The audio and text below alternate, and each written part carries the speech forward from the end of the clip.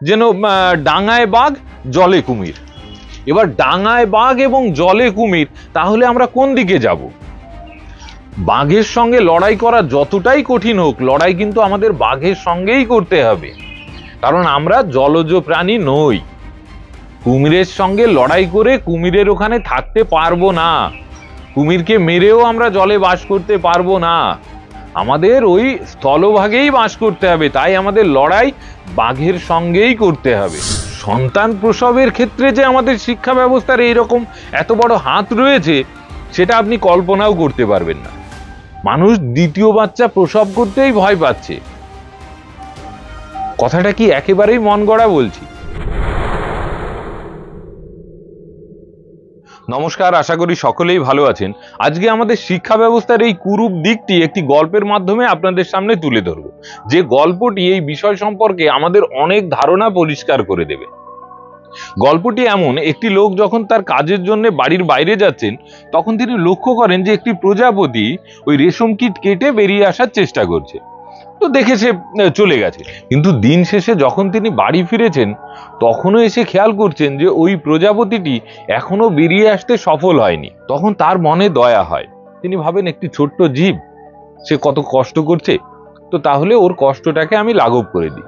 উনি কি করলেন, ওই রেশম কীটটা কেটে প্রজাপতিটিকে বের করে দিলেন। এবার এতে কি হলো, মনে হচ্ছে যে উনি প্রজাপতিটিকে উপকার করলেন, কিন্তু আসলে প্রজাপতিটিকে চিরতরে পঙ্গু করে দিলেন।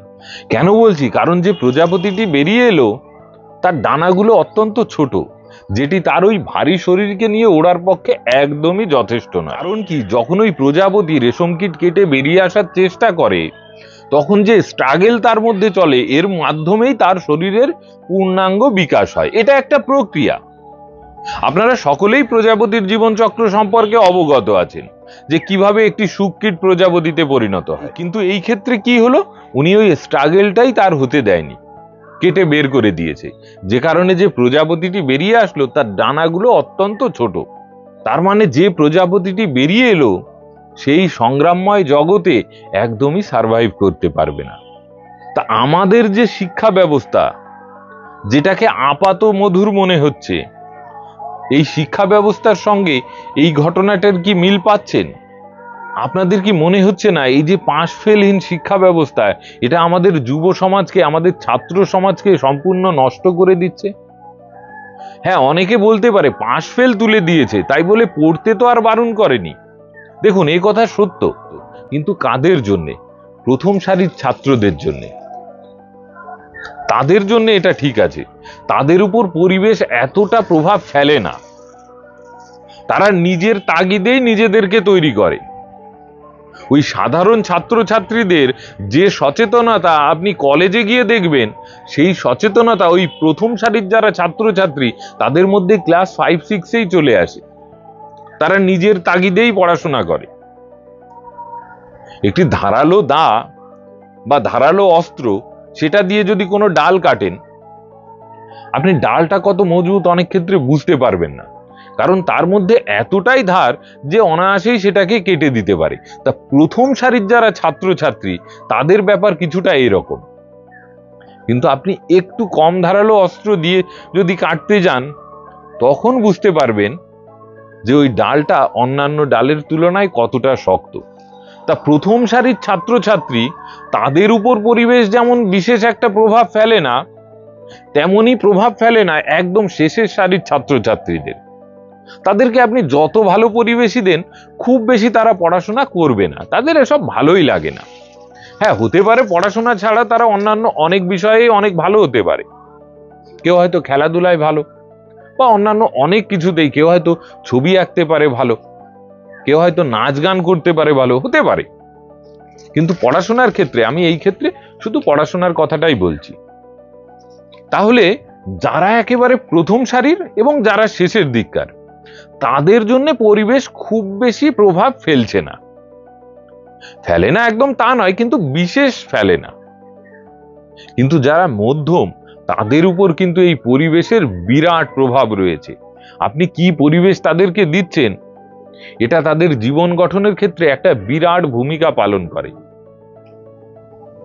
আমি সেই বিষয়ে কথা বলছি, কারণ এই যে মধ্যম শ্রেণী, এদের সংখ্যাই কিন্তু অধিক, এদের সংখ্যাই অধিক।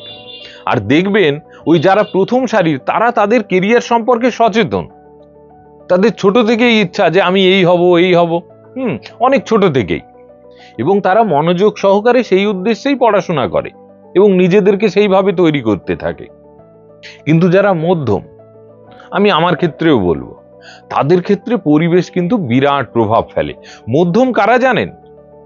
যাদের সচেতনতাটা কিছুটা ধার করা, মা বাবা বা শিক্ষক শিক্ষিকা তাদেরকে কতটা গাইড করছে বা কি পরিবেশ দিচ্ছে, এটা বিরাট ভূমিকা পালন করে। একটা মধ্যম, ওই যে বললাম যার সচেতনতা ধার করা, মানে সে অতটা ভাবে না যে আমার বড় হয়ে এটা করতে হবে এটা করতে হবে, পড়াশোনা না করলে কি হয়। যদি মা বাবা বলে যে হ্যাঁ ছেলে আমার পাশ করে যাচ্ছে, কোনো অসুবিধা নেই, প্রতিটা ক্লাসেই তো সে পাশ করে উঠে যাচ্ছে, তো মধ্যম শ্রেণীর যারা, তাদের কথা হ্যাঁ ঠিক আছে, মা বাবা খুশি তো আমিও খুশি। তার নিজের কোনো সচেতনতা নেই যে শুধু পাশ করাটা যথেষ্ট নয়। আমি কেন কথাগুলো বলছি আপনাদের মতন বিজ্ঞ শ্রোতারা অবশ্যই ধরতে পারছেন। এই হচ্ছে মধ্যম শ্রেণীর মানসিকতা, কিন্তু এর সংখ্যাটাই তো সর্বাধিক। আর নানান তালে থাকা যে লোক বলে না, তারা এই মধ্যম শ্রেণীরই। প্রথম সারির ছাত্রছাত্রীরা তো অবশ্যই প্রতিভাবান, অনেক দিক দিয়ে তাদেরও প্রতিভা থাকতে পারে, কিন্তু সাধারণত তারা এই নানান তালে থাকে না, কারণ এই নানান তালে থাকা তাদের পক্ষে অতটা সম্ভব হয় না। কারণ যখনই কেউ দ্রুত গতিতে নিজের লক্ষ্যের দিকে এগিয়ে যাবে, আশেপাশের জিনিসকে তাকে উপেক্ষা করতেই হবে। কিন্তু এই মধ্যম শ্রেণী নানান তালে থাকে, এরা চাকরি বাকরিও করে, আবার রাজনীতি নিয়েও কথা বলে, আবার দেশ নিয়ে কথা বলে, নানান জিনিস নিয়ে কথা বলে। তার মানে এই যে প্রশ্ন ওঠার ব্যাপারটা, এটা এই মধ্যম শ্রেণীদের মধ্যে থেকেই ওঠে। কারণ কি, প্রথম সারির যারা, তাদের প্রতিকূলতা অতটা প্রভাব ফেলে না, কারণ তাদের প্রতিভায় সেই ধার আছে। যতই চাকরির বাজার খারাপ হোক, তাদের চাকরির তো অভাব হয় না। কিন্তু মধ্যম শ্রেণীর এদের কিন্তু চাকরি ক্ষেত্রেও সেই রকমেরই প্রভাব ফেলে, যেরকম কিনা তাদের শিক্ষার ক্ষেত্রে। এই পরিবেশটা আমরা নষ্ট করে দিচ্ছি, এবং এইভাবে যদি শিক্ষা ব্যবস্থাটাকে ধ্বংস করে দিতে পারে, তাহলে যে সরকার তার অপদার্থতা নিয়ে মাত্র 5 থেকে 10 বছরই ক্ষমতায় থাকতে পারত, সে অনায়াসেই 20-30 বছর থেকে যাবে। কারণ প্রশ্ন করার লোকগুলোকেই তো তারা তৈরি হতে দিচ্ছে না। তা এই হচ্ছে আমাদের এই পাশ ফেলহীন শিক্ষা ব্যবস্থার একটা ভয়ানক দিক। শুধু এটুকুই নয়, আরো অনেক দিক আছে। তো শিক্ষা ব্যবস্থার এই বেহাল দশা, তার সঙ্গে আবার কি হচ্ছে, সমস্যাটা তো আরো ভয়ানক। কারণ মোবাইল এবং ইন্টারনেটের মাধ্যমে আমাদের যুবক যুবতীদের কাছে আসছে ভোগের প্রলোভন। মানে বুঝতে পারছেন, আপনারা তো সকলেই সোশ্যাল মিডিয়া ব্যবহার করছেন কম বেশি। কত বাচ্চা বাচ্চা ছেলে মেয়েরা তারা আজ অ্যাডাল্ট কন্টেন্ট তৈরি করছে। আজকে আমাদের কাছে গালিগালাজ এগুলোকে স্বাভাবিক বলে মনে হচ্ছে। অশালীন কথা, অশালীন জোকস, সেগুলোকে একদম স্বাভাবিক করে দিচ্ছে। এতবার আপনি বাজে জিনিসটা শুনছেন বা আপনার ছেলে মেয়েকে শোনানো হচ্ছে যে শুনতে শুনতে সেটা আর খারাপ লাগে না। কারণ কোনো খারাপ জিনিসও যদি বাচ্চারা ছোট থেকেই চোখের সামনে একদম খোলামেলা দেখতে থাকে, আস্তে আস্তে ওই জিনিসটা আর খারাপ তার বোধ হয় না। তো সোশ্যাল মিডিয়া এইভাবে আমাদের ভেতর থেকে খোকলা করে দিচ্ছে। কন্টেন্ট ক্রিয়েটার আর কজন, সবাই তো যা খুশি করে সোশ্যাল মিডিয়াতে, আর টাকাও অনেকে কামিয়ে নিচ্ছে। আমাদের যে সকল ভিডিও, এগুলো হয়তো অনেকে দেখবে না, কিন্তু সেগুলো কিন্তু দেখছে। তার মানে বুঝুন, একদিকে ভোগের প্রলোভন, অন্যদিকে যেটা ধরে আপনি আপনার জীবনকে গঠন করবেন, সেই শিক্ষাটাকেও নষ্ট করে দেওয়া হচ্ছে। আর একটা কথা চিন্তা করুন তো, বিনা পরিশ্রমে এবং বিনা প্রতিদ্বন্দ্বিতায় বা বিনা প্রতিযোগিতায় কি পাচ্ছি আমরা? কিছু সম্ভব? আর চাকরির ক্ষেত্রে ভারতের কথাও বলা যায়, কিন্তু আমাদের পশ্চিমবঙ্গে একটা চাকরি জোগাড় করা কতটা কঠিন। যারা চাকরি পেয়েছেন বা যারা পাননি, তারা সকলেই বুঝে গেছেন যে একটা মনের মতো কাজ পাওয়া এখানে কতটা কঠিন। কত কাঠখড়ি পুড়িয়েও অনেকে সফল হচ্ছে না। আবার ব্যবসা করবেন, ব্যবসাও কি আগের মতন আছে নাকি যে আপনার বাবার টাকা আছে তাই আপনি কিছু জিনিস কিনে নিলেন আর বিক্রি করলেন? এই কেনা বেচার ব্যবসা এখন নেই, কিছু অধিক প্রয়োজন। যেমন আমাদের এই ইউটিউবেও আপনার হয়তো এই কন্টেন্ট ভালো লাগছে, আজকের আলোচনা ভালো লাগছে, কিন্তু এই ভিডিওতে অনেকেই ক্লিক করেনি, শুধুমাত্র থাম্বনেলটা তার পছন্দ হয়নি। কারণ এত ভিডিও, এর মধ্যে এই থাম্বনেলটা যদি সেরকম না হয় ক্লিক করবে না, তাতে ভেতরে যত ভালো কন্টেন্টই আপনি রাখুন না কেন। তার মানে এই কন্টেন্টটাও ঝুলে আছে ওই থাম্বনেলের উপর। আপনি কি শো করছেন সেটা কতটা মানুষকে অ্যাট্রাক্ট করতে পারছে সেটার উপর নির্ভর করছে যে এই ভিডিওটা ইউটিউবে সফলতা পাবে কিনা। ব্যবসার ক্ষেত্রেও এরকম, ব্যবসা আগের মতো অত সহজ নয়। টাকা থাকলেও আপনি ব্যবসা করতে পারবেন না, আর টাকাই বা কজনের কাছে আছে। তা জীবনের সর্বত্র এই রকম প্রতিযোগিতা, সেখানে আমাদের স্কুল থেকে পাশ ফেল তুলে দিয়ে কি বোঝাতে চাইছে? কোথায় কি মনে প্রশ্ন আসে না যে এই সকল কিছু উদ্দেশ্য প্রণোদিত ভাবে করা নয় তো? আপনি বাঁচবেন কি করে, আমাদের বাঁচার রাস্তা কিভাবে বাঁচবো সেই সচেতনতা তো আমাদের মধ্যে নেই। কেউ কেউ আমরা মনে করছি যে আমরা আমাদের সন্তানদের জীবন সম্পর্কে সচেতন, কিন্তু আমাদের মধ্যে বিশেষ একটা সচেতনতা নেই। আমাদের চরিত্রের মধ্যে সব থেকে খারাপ কি জিনিস জানেন? পলায়ন প্রবৃত্তির মানসিকতা। কোনো জায়গায় একটু সামান্য সমস্যা দেখলেই সেখান থেকে ছুটে গিয়ে অন্য জায়গায় জড়ো হতে থাকি। যেমন সরকারি স্কুলে সমস্যা, আমরা দলে দলে প্রাইভেট স্কুলের দিকে চলে যাচ্ছি।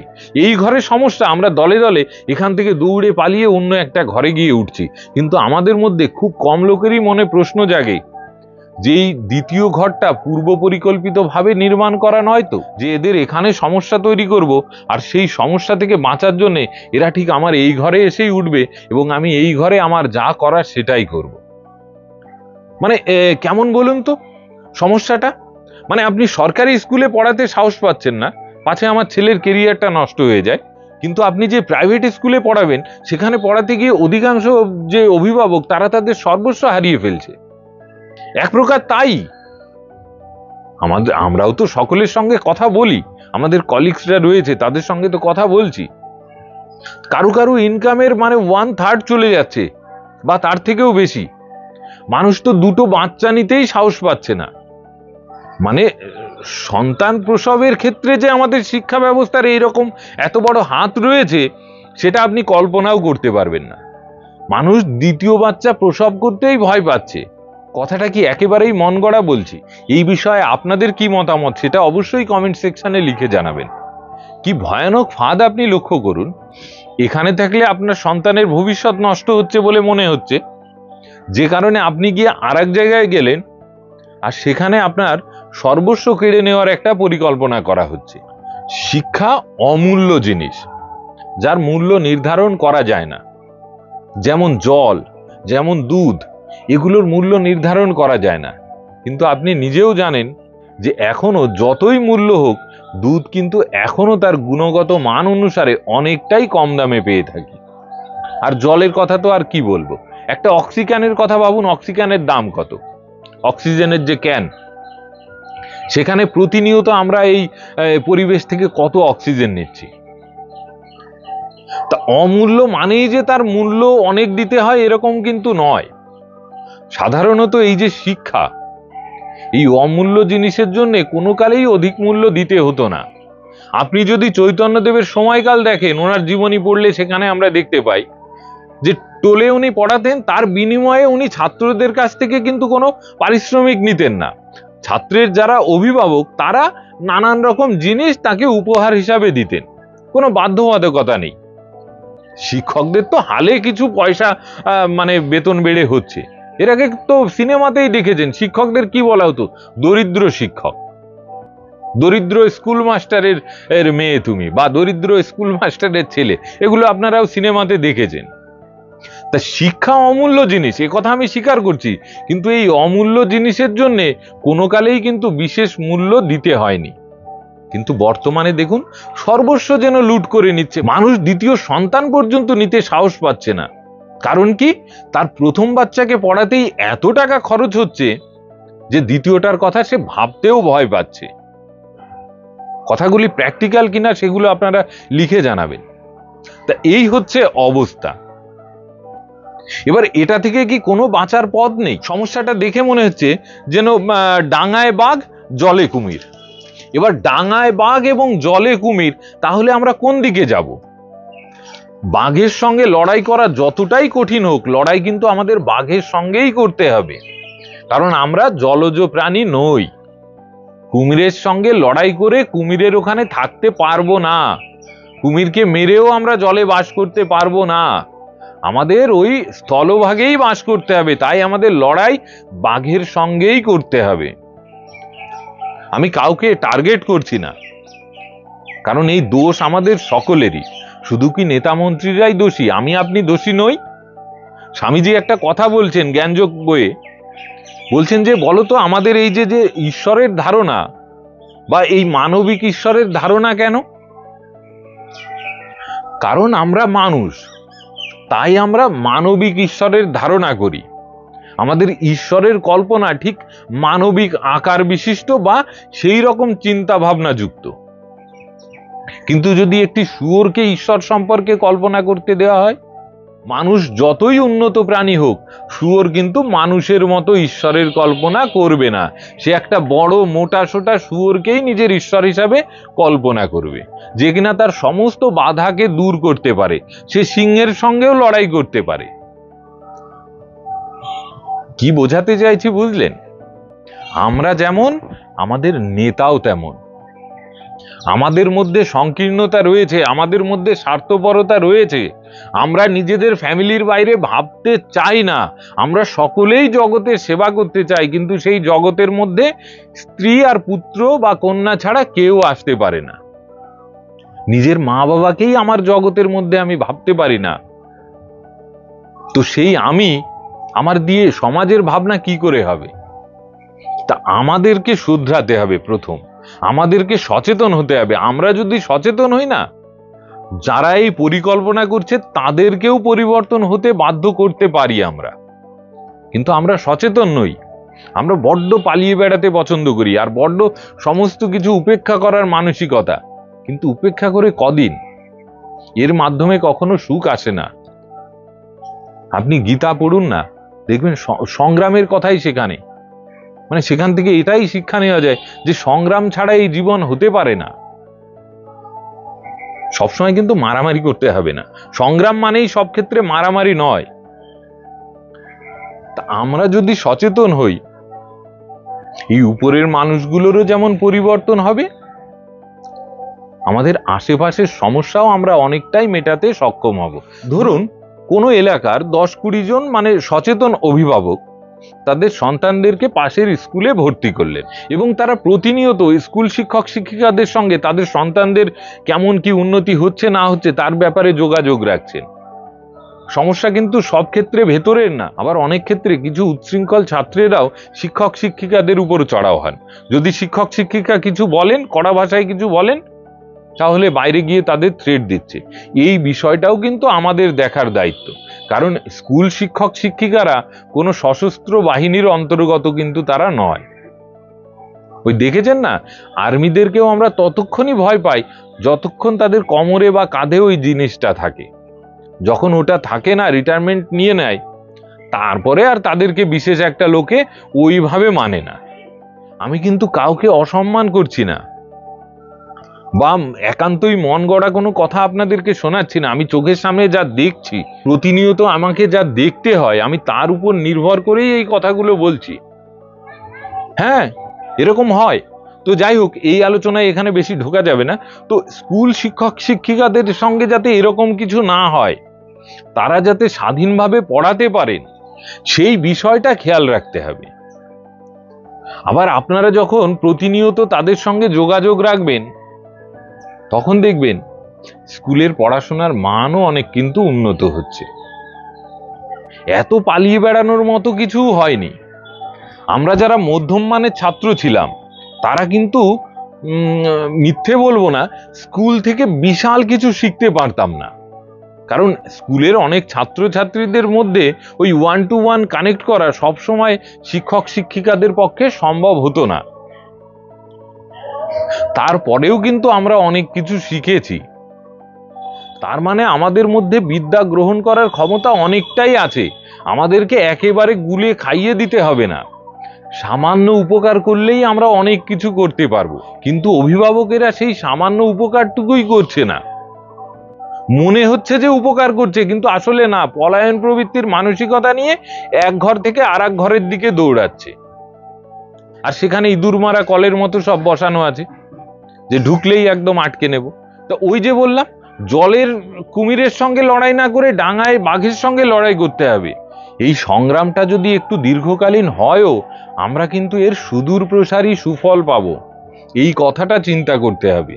কিন্তু পালিয়ে যেটা আমরা করছি, কিছু ক্ষেত্রে ভালো হচ্ছে, সবাই যে ব্যবসা করার মানসিকতা নিয়ে স্কুল খুলে রেখেছে সেটা বলা ঠিক হয় না। কিন্তু বেশিরভাগ ক্ষেত্রেই যে শিক্ষা এবং চিকিৎসা দুটোকেই যে ব্যবসায় পরিণত করা হয়েছে, এটা আপনারা সকলেই বুঝতে পারছেন। তাই সংগ্রামটা আমরা ডাঙায় করব, মানে আমরা আমাদের যে স্কুল, নিজেদের যেটা সরকারি স্কুল, সেটাকে কি করে উন্নত করা যায় সেই বিষয়টা ভাবলে মনে হয় ভালো হয়। এবার আপনাদের কি মতামত আপনারাও কমেন্ট সেকশনে লিখে জানাবেন। আমার মনে হয় এই সমস্যাটা মেটানো সম্ভব। শোনা যাচ্ছে যে ক্লাস 5 এবং 8-এ আবার পাস ফেল আনছে, তো সেটাও মন্দের ভালো। সব ক্লাসেই থাকা উচিত পাস ফেল, কারণ অযোগ্য লোককে আপনি অবশ্যই সাহায্য করুন, তাকে যোগ্য করার চেষ্টা করুন। কিন্তু যখন দেখবেন যে একদমই হচ্ছে না, তাকেও আপনি উত্তর টেনে যদি আপনি ভালো ছাত্রদের মধ্যে ঢোকাতে থাকেন, সেটাও কিন্তু সব সময় ভালো ফল দেয় না। কিছু আছে যে নির্জীব, তারা নিজের ভালো করছে না কিন্তু কারোর ক্ষতিও করে না, এদের দিয়ে ক্ষতি হয় না। কিন্তু কিছু আছে যারা হাঙ্গামা করার জন্য স্কুল কলেজে থাকে, এরা কিন্তু ক্ষতি করে দেয়, বাকিদেরও ক্ষতি করে দেয়। তার জন্য স্কুলে পাস ফেল থাকুক। আপনি আমার যোগ্যতা বিচার না করে যদি আমাকে একটা চাকরি না দিতে পারেন, বা অন্যান্য সকল ক্ষেত্রেই যদি যোগ্যতার পরীক্ষা দিতে বলেন, তাহলে স্কুলেই কেন থাকবে না?